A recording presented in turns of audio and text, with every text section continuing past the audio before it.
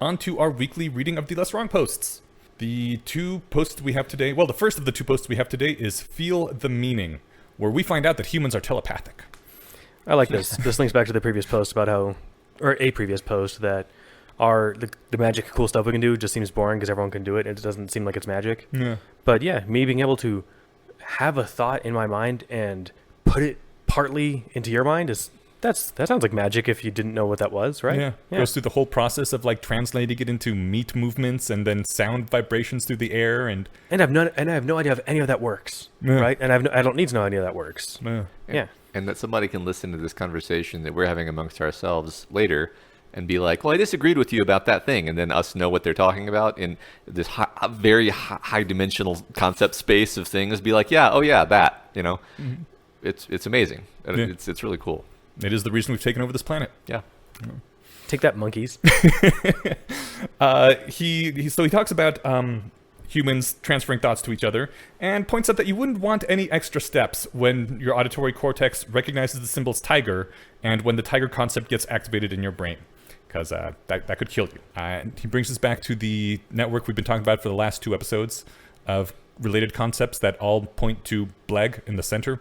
And if you see enough of those, the Bleg lights up and you're like, oh yeah, that's a Bleg thing.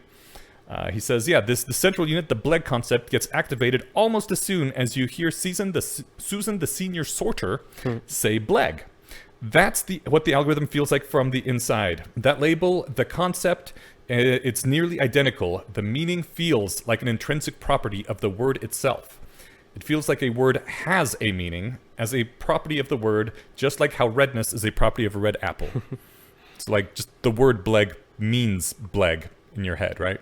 Yeah, it is an actual thing. Yeah. As opposed to just noises. Yeah. Yeah. As opposed to like, this is a number of related concepts that relate to an object that all get lit up that I should think about. Right, on 2 different levels. Yeah. On one, it's just here's a set of syllables that we've decided will indicate this class of thing to you, right? Mm-hmm. Tiger, Bleg, car, whatever. Mm-hmm. And then the other is this category lighting up when you get, the sufficient number of data points. Yeah. Yeah. He says the way you can think about this, what he's trying to say is that the brain will not distinguish at all between the word and the meaning, only bothering to separate the two while learning a new language, maybe. And even then, you'll see Susan pointing to a blue egg-shaped thing and saying Bleg, and you'll think, I wonder what Bleg means, and not, I wonder what mental category Susan associates with the auditory label Bleg. Which seems right to me, yes? I mean, that's definitely how I do it. Yeah. You know? It's reassuring to see that's how Yudkowsky does it, and people seem to agree with him. That's how I perceive myself to be doing it. I do wonder if that's how I'm actually doing it, if you know what I mean. Like, how accurate is our introspection when it comes to these things? I don't know. But no, I basically agree. That's pretty much... I do have to say, these 2 posts we're doing this week were 2 of the ones that I distinctly remember being like, holy shit, oh my God. And like just... You know, it just changes the way you think and talk and argue for the rest of your life, because you can never go back to arguing about whether atheism is a religion after you've read these posts. You're just like, oh, this is stupid. I see what I'm doing. I see what you're doing. Let's not do this. Yeah, I am realizing that as we go back through a lot of these, that these are the ones that I found, really pronounced and stuff back when I first read them. And now it's no less profound for me now having a better understanding of it, but it makes me actually feel like I've learned something in the last 10, 15 years. Yeah. So that's nice. Yeah. But it's like, oh yeah, now I understand this and it seems intuitive. Mm-hmm. Before, I remember this blowing my mind. Yeah. Yeah. The last thing I pulled out of here is that Albert feels intuitively that the word sound has a meaning, and that meaning is acoustic vibrations. Which I guess I agree, because I'm a human running on the same software, right? Mm-hmm. Like, that's what it feels like to know what the meaning of a word is. Yeah, I think that, like, Matt said, we don't know what if our introspection is spot on, but I think that level of processing is what we do most of the time. It doesn't really require introspection. Yeah. If you say, well, you turn on the TV, I don't look around the room for what it is you could possibly be talking about, right? Even if there's another screen in the room, like the laptop screen. And like, he probably means the one on the wall. And right? even though empirically that it's sound vibrations hitting your eardrums, it is somebody else trying to put a concept that they're thinking of into draw your attention to it, right? Like, even though all those things are true, it's just like someone says TV and you're like, oh yeah, the TV over there. Yeah. Tiger, I've never had someone have to warn me about a tiger before, so like that example only works in the abstract, but like what really grabs my attention with lightning level of attention is if I'm driving and the passenger says, "Watch out," Yeah. then you're like, okay, I don't think, well, hold on, they just made, acoustic vibrations that are trying to get my attention directing in some, like none of that happens. I'm immediately, what are they looking at? We're going 50 miles an hour. I need to know right now, right?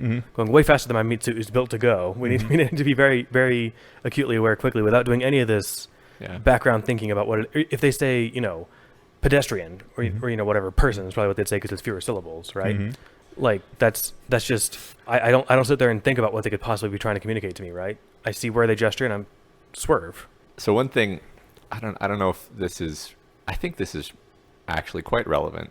So I now have two stories that are similar. Well, one of the stories happened very recently. The first was when I was a little kid, I was playing on a beach, and I heard this terrible rustling lunging at me from the bushes, and I out of my peripheral vision I could see something, and I hallucinated that there was orange, and I ran. Yeah. And it turned out it was a pair of monitor lizards chasing each other with no orange whatsoever. But like my brain was like basically literally saying tiger and like hallucinating a tiger there for me. Cool. And then another recent thing happened. I was snorkeling at night in the ocean, and kind of shined my flashlight in a direction and saw just like a ghostly shape vanish into the darkness.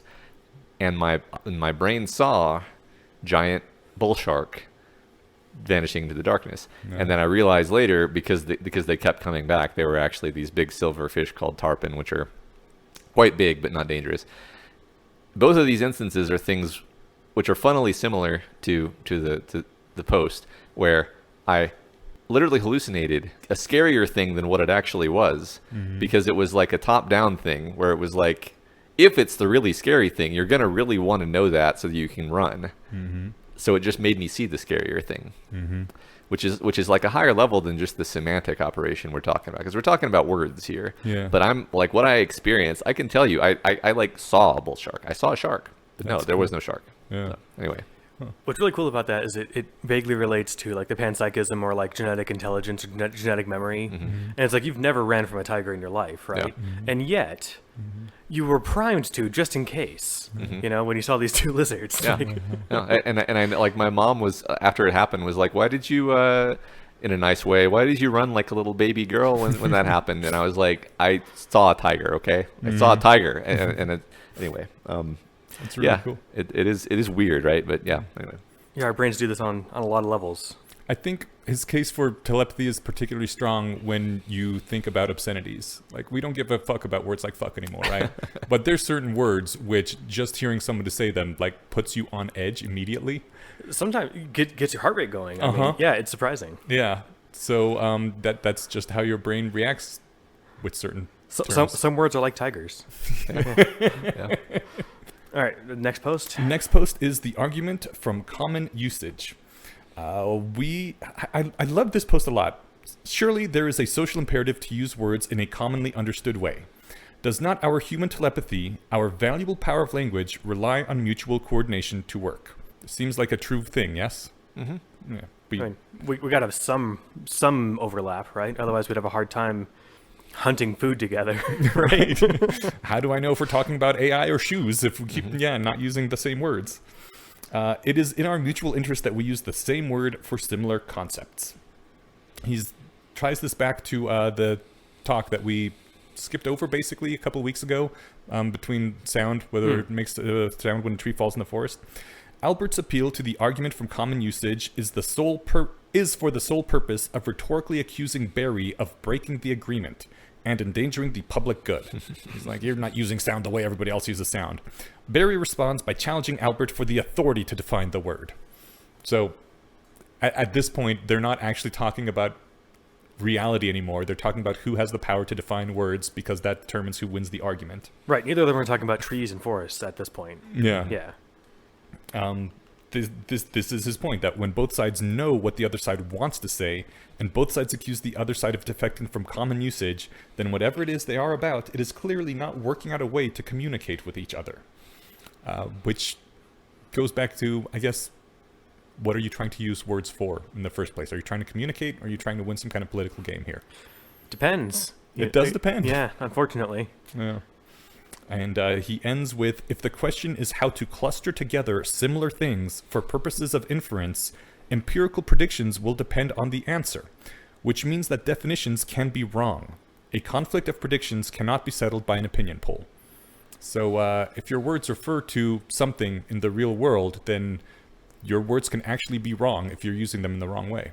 What's cool about doing rationality as a community rather than just like as an isolated practice is like you had said, we'll never go back to arguing about whether atheism is a religion or not, right? Mm-hmm. And hopefully the goal is like that a rationalist community will never burn days or hours or weeks or months arguing about the definition of a word that's really important, like while we're trying to figure out something, right? It's like, oh, we can actually just skip that whole thing that might actually just like schism a continent. Yeah. Right. Yeah. Well, it's, oh yeah, categories aren't real, and like that's it. That's the end of the actual like seeming debate. Yeah.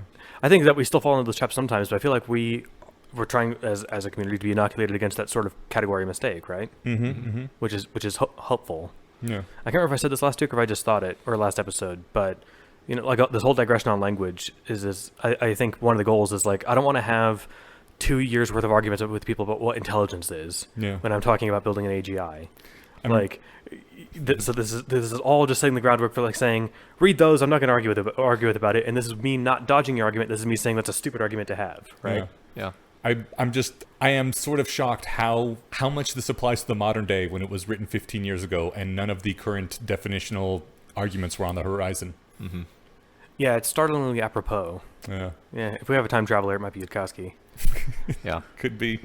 It's funny. I mean, I don't necessarily always think that these debates that Eliezer has been having on different podcasts are the best thing ever. But it is always satisfying when somebody tries to be like, aha, I'm gonna weasel you into some specific definition of a word, and then I'm gonna gotcha.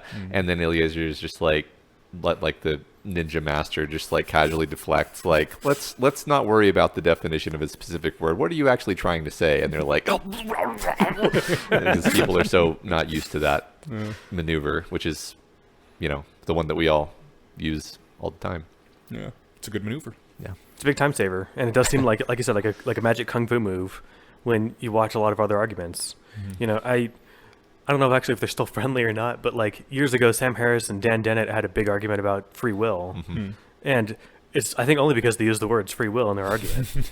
And you know, Dan Dennett had that like nice essay on Rappaport's rules of argument about like being able to restate your opponent's position so well that they thank you for putting it so eloquently. And the way that he like summarized Harris's book was like, this is such a great book and that illustrates all wrong ways to think about this. And Harris is like, Harris replies like your espoused Rappaport's rules utterly failed you. The best thing you can say about it is that this is just great instruction on how poorly to think. Yeah. But, it's like, at the end of the day, they actually don't agree. They don't disagree on any observable. They had like a nice podcast that was actually recorded like in a bar. And it's like, oh yeah, no, if Tiger Woods missed a shot, he could take the shot over and over. He's going to miss it over and over. Yeah, of course. It's like, there's no choice in there. It's just, that's just what happened. It's like, then what are we actually disagreeing about? I don't think either of them had read these sequence posts yet, so I'd be interested to see if I think Sam has actually read all of AI to Zombies in the years since. If he'd still fall for that kind of argument, or for that sort of debate in the future, but not if you took these to heart. It's true. Yeah, I do like the admonition that if you're trying to talk about reality, you can make empirical predictions which can't be tested. All right. For next time, our Less Wrong posts will be empty labels and taboo your words. That one rings a bell. Yes. And that's where this all kind of pinnacles, right? Yeah. I believe so, yeah. But I won't spoil it, so we'll be back in 2 weeks to talk about that one. I'd be surprised if more than 2% of our listeners don't already know. Probably. Yeah. Yeah. But, I mean, that's the big trick to solving this, Yeah. All right. Well, find out in 2 weeks. Yes.